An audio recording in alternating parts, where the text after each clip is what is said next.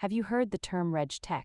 It stands for regulatory technology, and it is changing how financial firms handle complex government rules. At its core, Regtech is the use of software and automation to help companies comply with regulations more efficiently and cheaply. Banks and fintechs face hundreds of pages of legal requirements. Regtech turns those manual processes into automated digital workflows.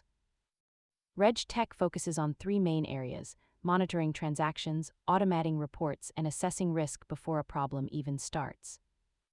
Previously, teams relied on manual spreadsheets and human eyes.